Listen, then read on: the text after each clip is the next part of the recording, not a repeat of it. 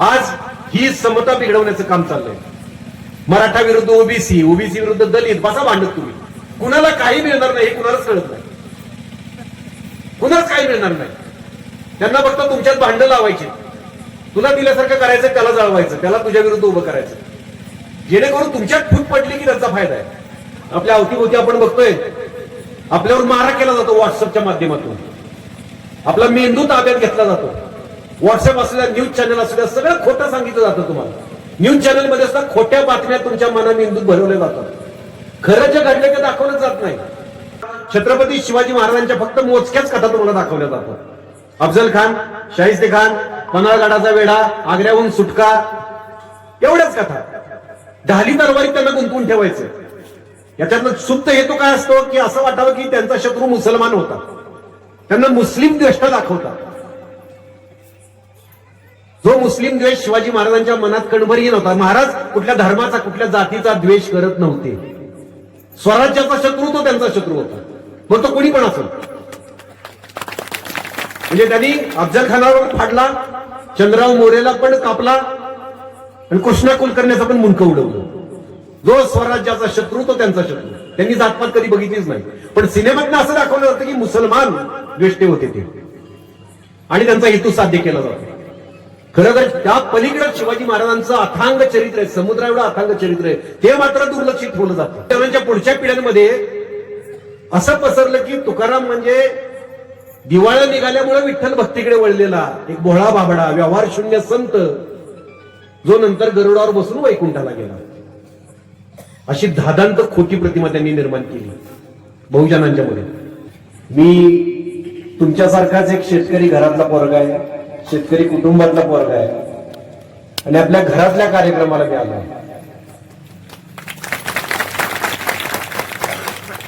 सगळ्यात पहिल्यांदा तथागत गौतम बुद्ध, जगद्गुरु संत तुकाराम महाराज, छत्रपती शिवाजी महाराज, छत्रपती संभाजी महाराज, महात्मा फुले, सावित्रीबाई फुले, राजर्षी शाहू महाराज आणि डॉक्टर बाबासाहेब आंबेडकर यांचं मी कृतज्ञतापूर्वक स्मरण करतो. खरंच आजचा काळ आपल्या अवतीभोवतीचा असा आहे की असे महोत्सव झाले पाहिजे, खूप गरजेचे. ते ऑक्सिजन सारखे. बरा देवा कुणबी केलो, नाहीतरी दंभे मेलोची असतो, असं म्हणत धर्माच्या नावाखाली वैदिकांनी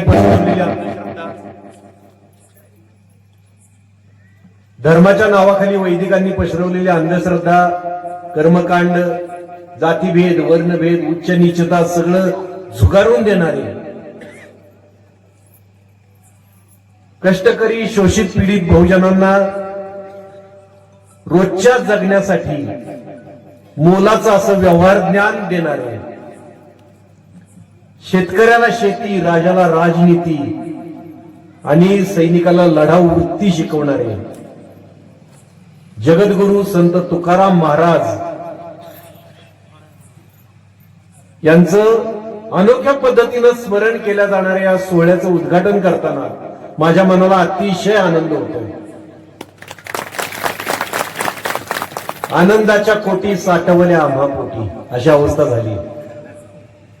आजचा भवताल खूप विचित्र आहे. आपल्या आसपास जे घडतंय ते खूप चांगलं घडत नाही. जो वर्चस्ववाद संपवण्यासाठी वारकरी संप्रदायाचा जन्म झाला, त्याच वर्चस्ववादी शक्तींनी वारकरी संप्रदाय हायजॅक करून घेतल्याचं चित्र आपल्याला डोळ्यासमोर दिसतंय, आपल्या डोळ्यांनी बघायला लागतंय. अशा वेळी 25 गावातले शेतकरी एकत्र येतात. तुकाराम बीजेनिमित्त शेतकरी कीर्तन महोत्सव साजरा करतात आणि तुकारामांचा आणि आपल्या सगळ्या संतांचा विवेकनिष्ठ विचार तळागाळापर्यंत पोहोचवतात. ही आजच्या नाचलेल्या भवताला खूप दिलासा देणारी गोष्ट आहे, खूप प्रेरणा देणारी गोष्ट आहे. तुकाराम आणि शेतकरी हे नातं किती गहिरं आहे, किती खोल आहे, किती समृद्ध आहे ते तुकाराम गाथा वाचलेल्या कोणाला सांगायची गरज नाही. तुकाराम महाराजांचा एक अभंग मला यावेळी आठवतो, त्यातलं एक वचन मला आठवतं, प्रकर्षानं आठवतंय, आज तर खूप आठवतंय मला, कारण त्यांनी तो शेतकऱ्यांना दिलेला इशारा होता. ते म्हणाले की ओणव्या सोकरी, ओणव्या सोकरी म्हणजे सोकरी म्हणजे शेतकरी, ओणव्या सोकरी पीक खादले पाखरी. तुकाराम महाराज म्हणतात, अरे शेतकऱ्या, तू जर तुझ्या पिकाकडे लक्ष द्यायचं सोडून खाली जमिनीकडे बघत बसलास, इकडे तिकडे बघत बसलास, झोपलास, तर ती संधी साधून पाखरं तुझं पीक खाऊन जातील. म्हणून ते पुढे म्हणतात, तैसा खाऊ नको दगा, निदसुरा राहुनी जागा. तसा तू दगा खाऊ नकोस, तू जागा राहा, डोळ्यात तेल घालून तुझ्या पिकाचं रक्षण कर. हे पीक कुठलं आहे? शेतातलं पीक तर आहेच, पण हे विचारांचं पीक सुद्धा आहे. हे ओळखून या 25 गावातल्या शेतकऱ्यांनी हे वचन मला वाटतंय मना मेंदूत कोरून घेतलंय, अक्षरशः मुरवून घेतलंय स्वतः. आणि आजच्या काळात हा वारकरी संप्रदायाचा विचार चोरून त्याच्यावर डल्ला मारू पाहणाऱ्या आणि तो नासवू पाहणाऱ्या शक्तीवर शेतकऱ्याचा आसूड उगारलेला आहे. शेतकऱ्याचा आसूड म्हणलं की आपल्याला महात्मा फुले आठवतात. महात्मा फुलेंनी शेतकऱ्याच्या आसूडमध्ये स्पष्टपणे म्हटलंय की त्या काळात तुकाराम महाराज हे शेतकऱ्यांमधून निर्माण झालेले संत होते. किती समर्पक आहे.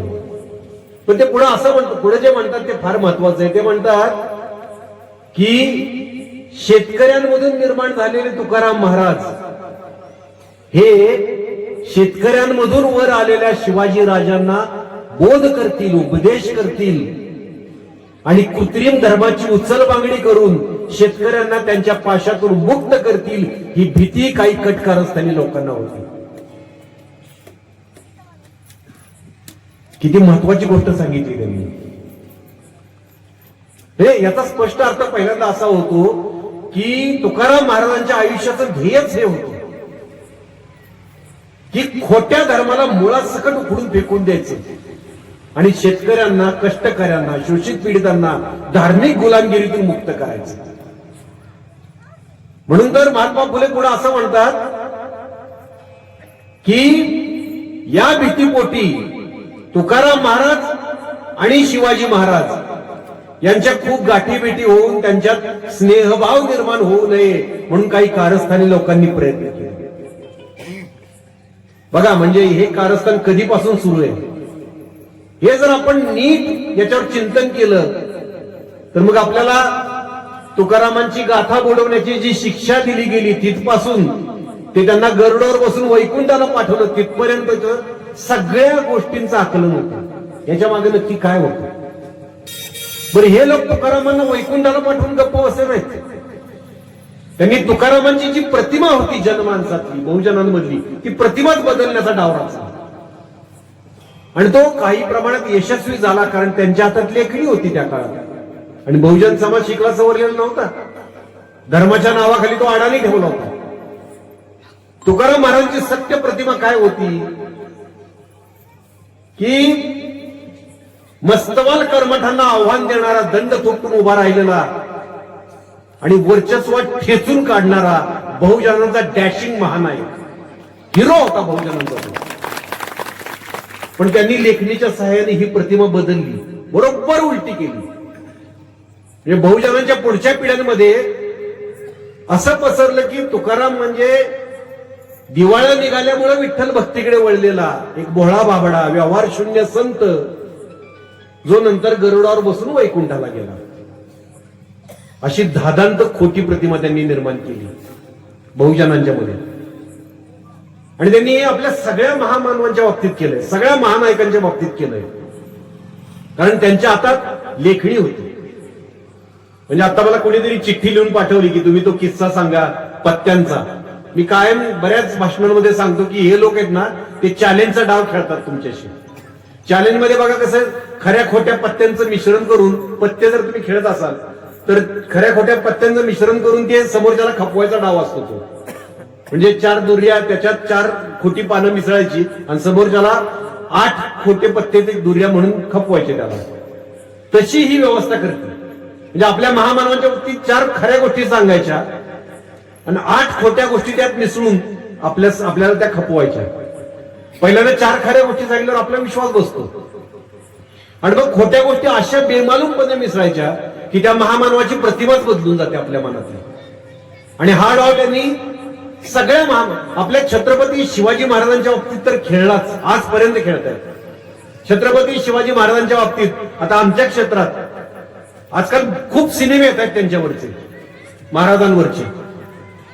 म्हणजे बघा, महाराजांचा जय जयकार तर करायचा, त्यांना महान तर म्हणायचं, पण त्यांची महानता कशात होती हेच लपवून ठेवायचं. असा डाव ते खेळतात.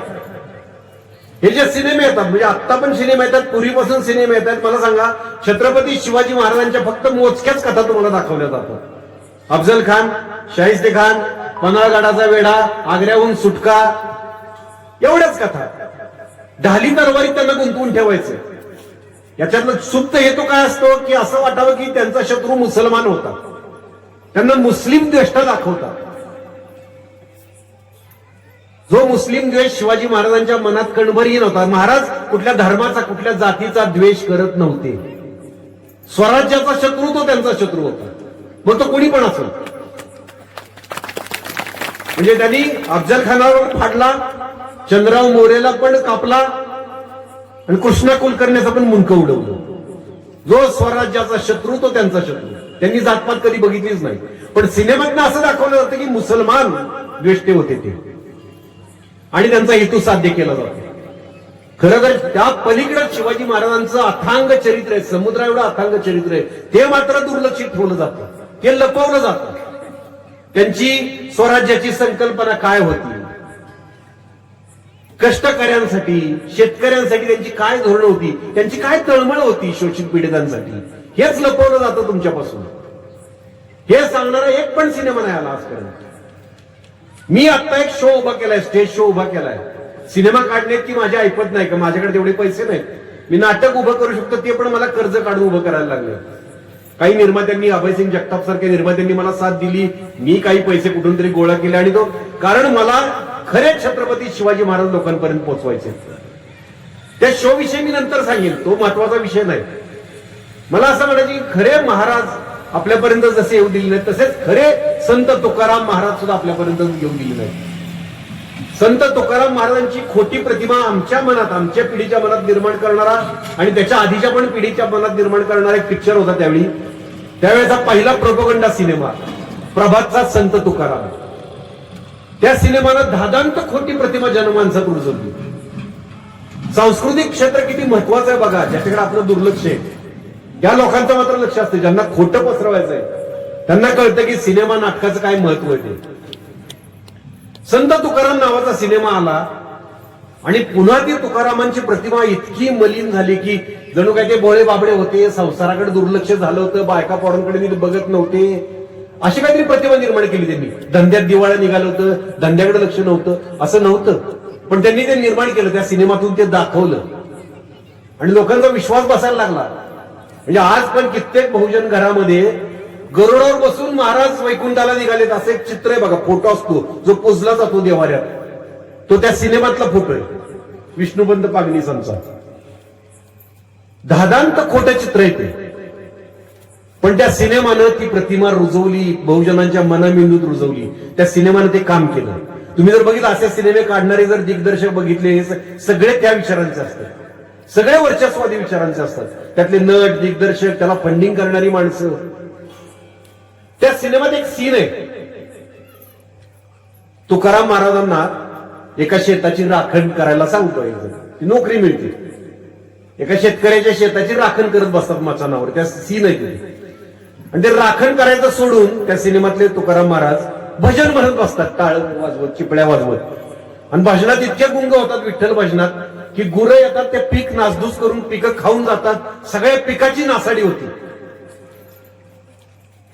दांड्यांनी भरलेली कणसं असतात मोठमोठी, सगळं नासधूस होती, सगळी गुरं खाऊन जातात. तुकारामांना भजनाच्या नादात कळतच नाही, असं त्या सिनेमात दाखवलंय की पिकाची नासधूस झाली.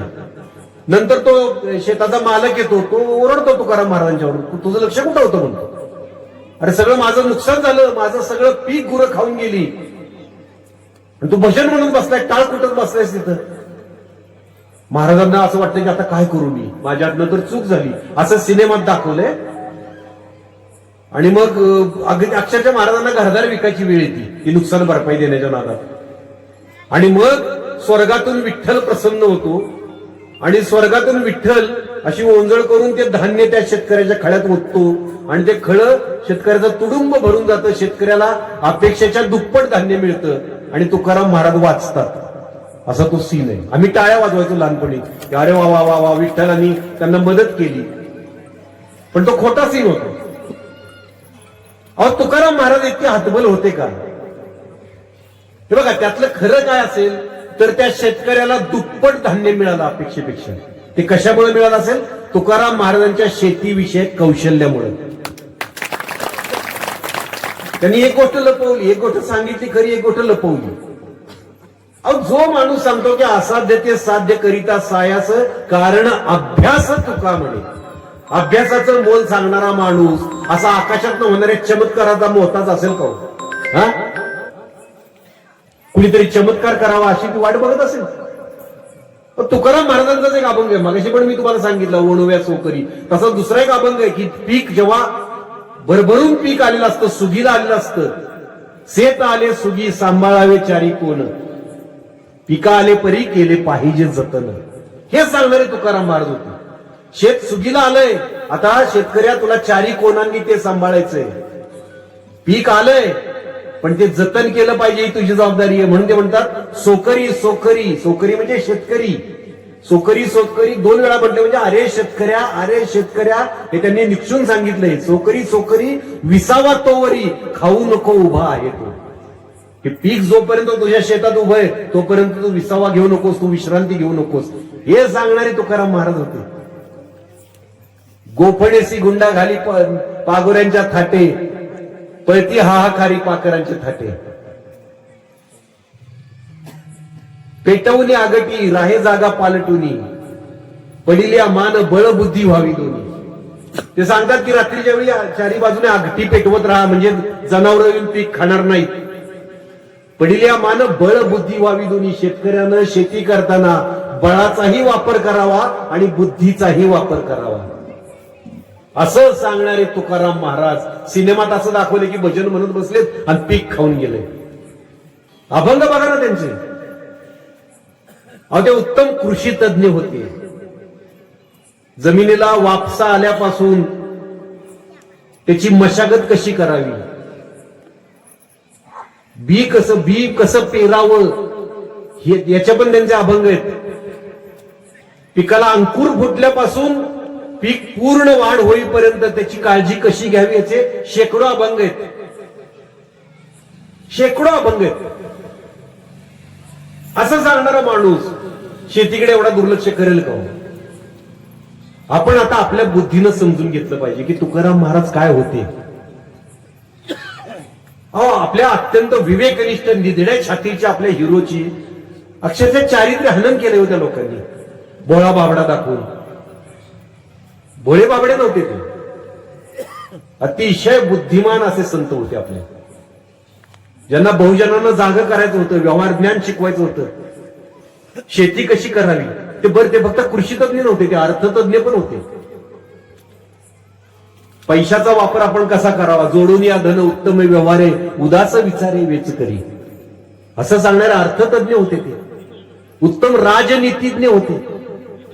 राजांना त्यांनी कितीतरी उपदेश करणारे अभंग लिहिलेत. आर्तभूतांप्रती उत्तम योजाव्या त्या शक्ती.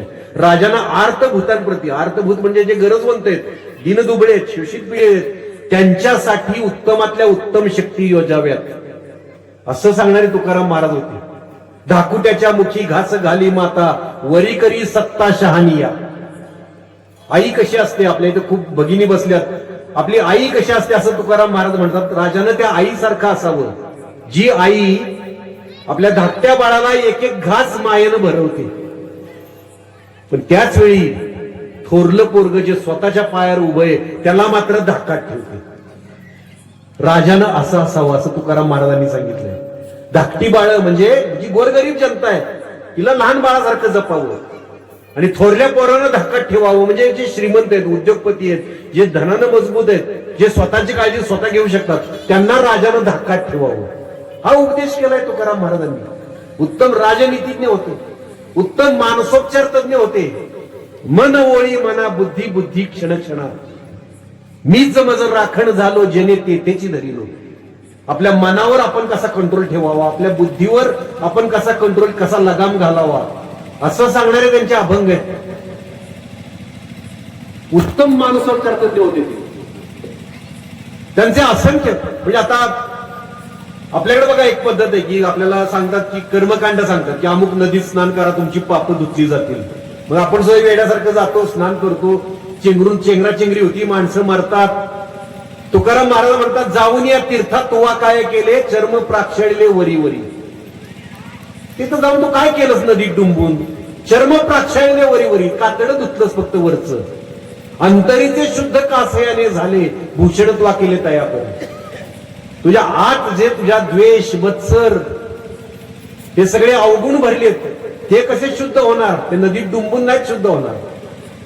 कशाला एवढं भूषण करतोस, कशाला एवढी मस्ती करतोस की मी जाऊन स्नान करून आलो तिथं तीर्थक्षेत्री जाऊन, असंच सांगणारे तुकाराम महाराज. अंधश्रद्धा दूर करण्यासाठी त्यांनी प्रयत्न केलेले समाजातली. अंधश्रद्धेच्या विरोधात उभे राहिलेले तुकाराम महाराज होते. स्वातंत्र्य समता बंधुता आपण म्हणतो, बुद्धीचं स्वातंत्र्य आज आपल्या अवतीभोवती आपण बघतोय.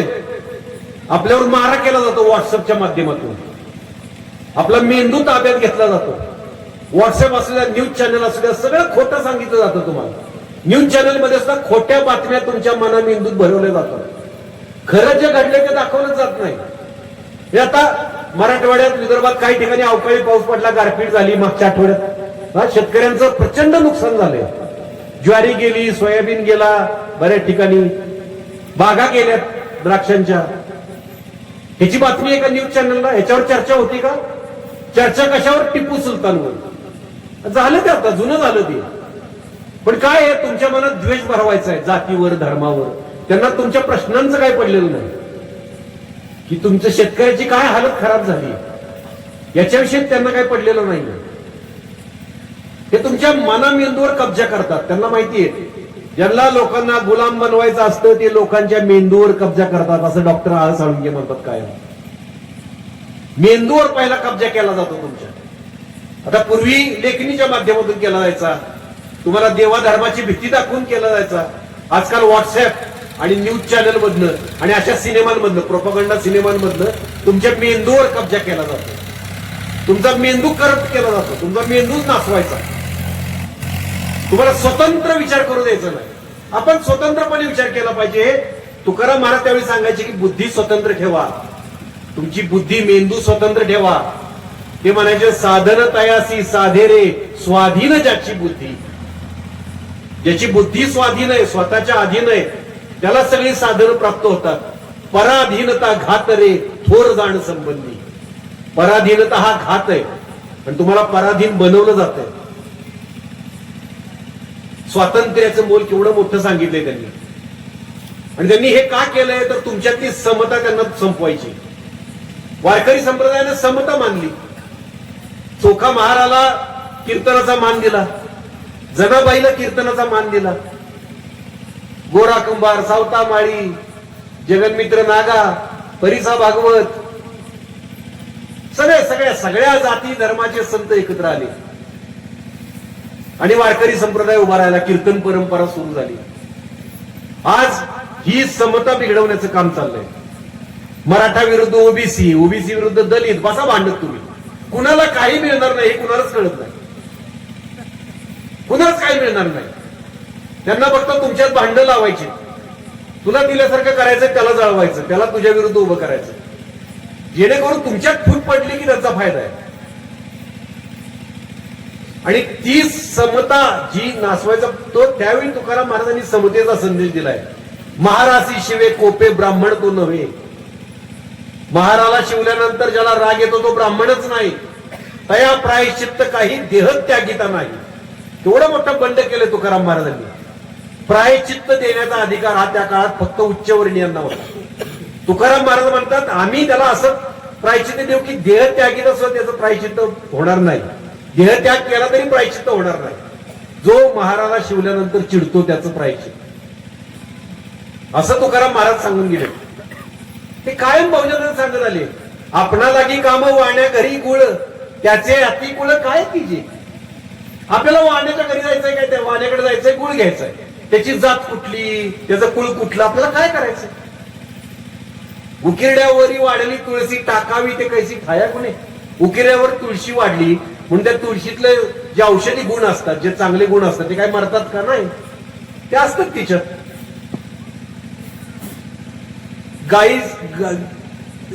गाई विषयी ते बोलतात, गाई वाटेल ते खाते म्हणून तिचे दूध काय सेवू नये असं विचार करते.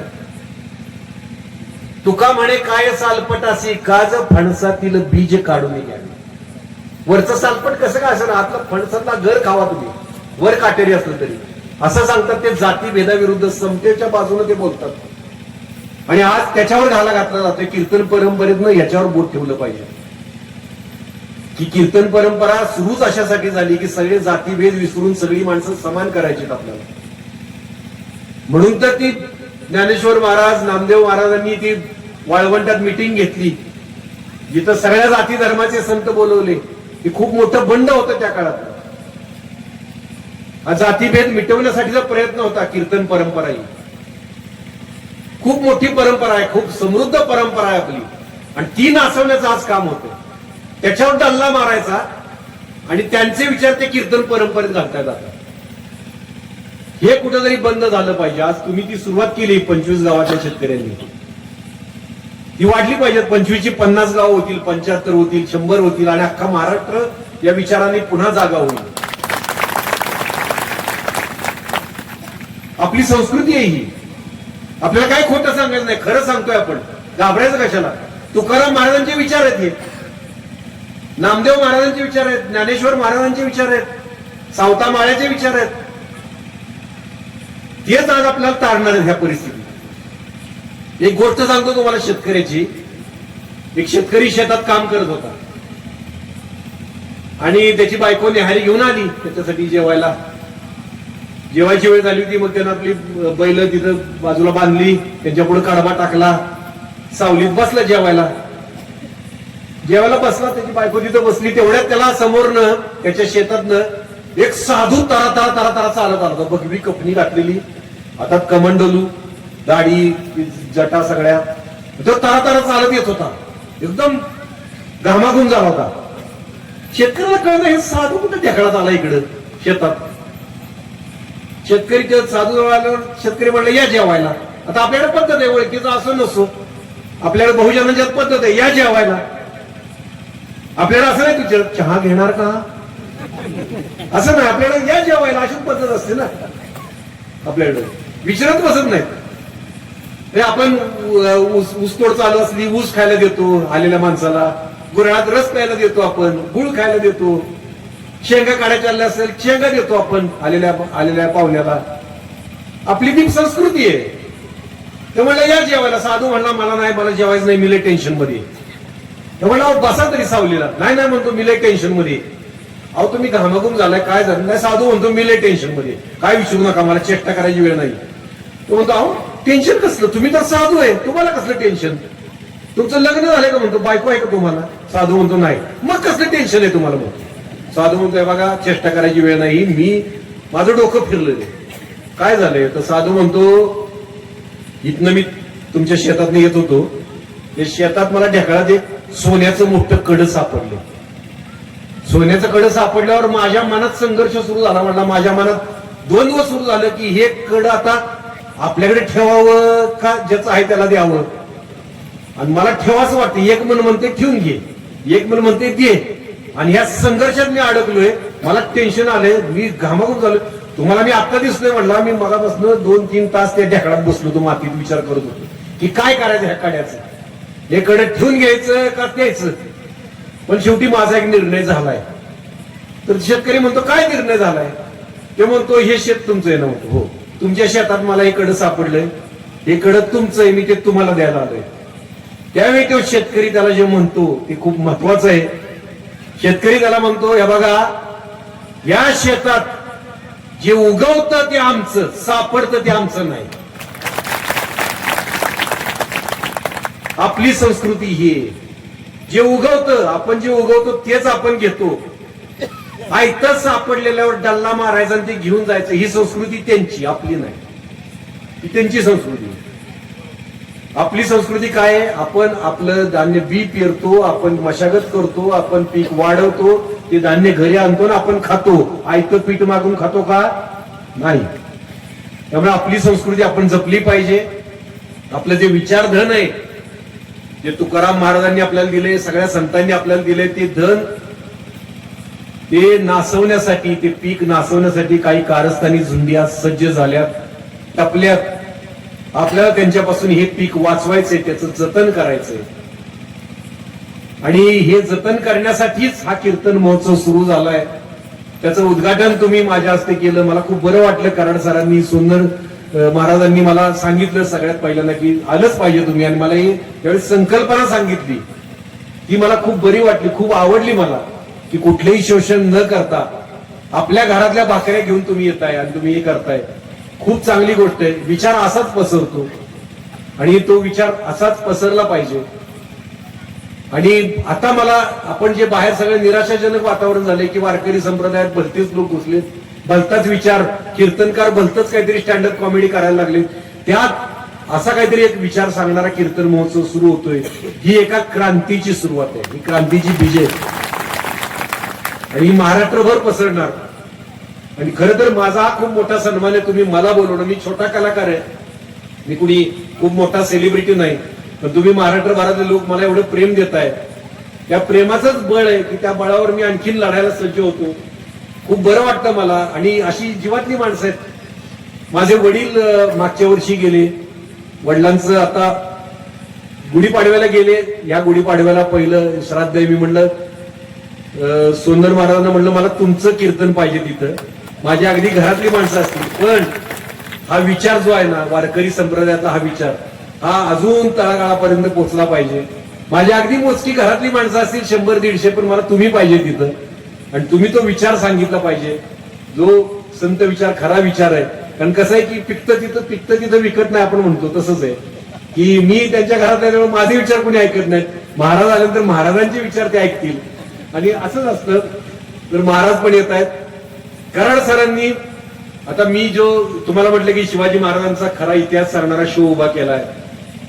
शो मोठा आहे, कारण सर्वसामान्य माणसाचं मनोरंजन झालं पाहिजे आणि त्यातून खरे शिवाजी महाराजांचे विचार तळागाळापर्यंत पोहोचले पाहिजे. जे आतापर्यंत कधी रंगभूमीच्या 180 वर्षाच्या इतिहासात जे शिवाजी महाराज दाखवले नव्हते, ते महाराज मी दाखवणार आहे. छत्रपती होण्याचा त्यांचा प्रवास, त्यांना राज्याभिषेक का करावासा वाटला, राज्याभिषेक करण्यामागे गोरगरिबांसाठीचा काय उद्देश होता, तो राज्याभिषेकाचा निर्णय जाहीर केल्यावर त्यांना काय काय अडचणी आल्या, त्या का आल्या, त्या अडचणींवर त्यांनी मात कशी केली, राज्याभिषेक कसा करवून घेतला आणि त्या राज्याभिषेकानंतर त्यांनी काय केलं त्याचा फायदा घेऊन, हे सगळं त्यातून मांडलंय. जे खूप आजच्या काळात खूप धाडसाचं आहे. खरं तर जो विचार मांडायला 180 वर्ष लोक घाबरत होते, तो आत्ताच्या काळात मी मांडतोय. म्हणजे त्या काळातही कुणी मांडला नाही, ज्या काळात संविधानाचं राज्य होतं खऱ्या अर्थानं, त्या काळातही कुणी हा विचार मांडला नाही. आणि मी आत्ताच्या काळात मांडायला जातोय, तर त्याला साथ देणं गरजेचं असतं. कराड सरांचा मला पहिला फोन आला नाशिकला, मी 3 प्रयोग घेतोय त्याच्यामध्ये. तर ती असे बळ देणारी आपणच सगळे एकमेकांच्या हातात हात घेतोय आणि ही चळवळ वाढवतोय. असाच हातात हात घट्ट ठेवूया. ही एकीची ताकद जी आहे ती फार मोठी आहे. ती ताकद आज आपण पणाला लावूया. वारकरी संप्रदायाचा विचारच या देशाला तारणार आहे, हे मी तुम्हाला सांगतो. आणि माझे 4 शब्द संपवतो. मला तुम्ही इथं बोलवलं, खूप खूप खूप आभारी आहे तुमचा. आयुष्यभर लक्षात राहील असा हा कीर्तन महोत्सव आहे. आणि मी आज काय बोललो ते कितपत तुम्हाला पटलं नाही पटलं मला माहित नाही, पण मला मनाला समाधान वाटलं. आज माझ्या आजोबांची मला खूप आठवण येते. माझे आजोबा भूमिहीन शेतमजूर होते. त्यांनी शेतात राबून अशाच पद्धतीनं म्हणजे विहिरी खणलेल्या आहेत त्यांनी लोकांच्या, आणि असं करून माझ्या वडिलांना शिकवलं, माझ्या वडिलांना शिक्षण दिलं, म्हणून मी आज इथे उभा राहून बोलू शकतोय. की त्यांची पुण्य आहे. तुमच्यात कुठेतरी माझे आजोबा, माझे वडील मला बसलेले दिसत आहेत. आणि माझं मन सारखं भरून येतंय. तर खूप मला आनंदाचे क्षण तुम्ही दिले, त्याबद्दल मी तुमचा आभार मानतो. जगद्गुरु संत तुकोबारायांना वंदन करतो आणि माझे 4 शब्द संपवतो. जय शिवराय, जय भीम.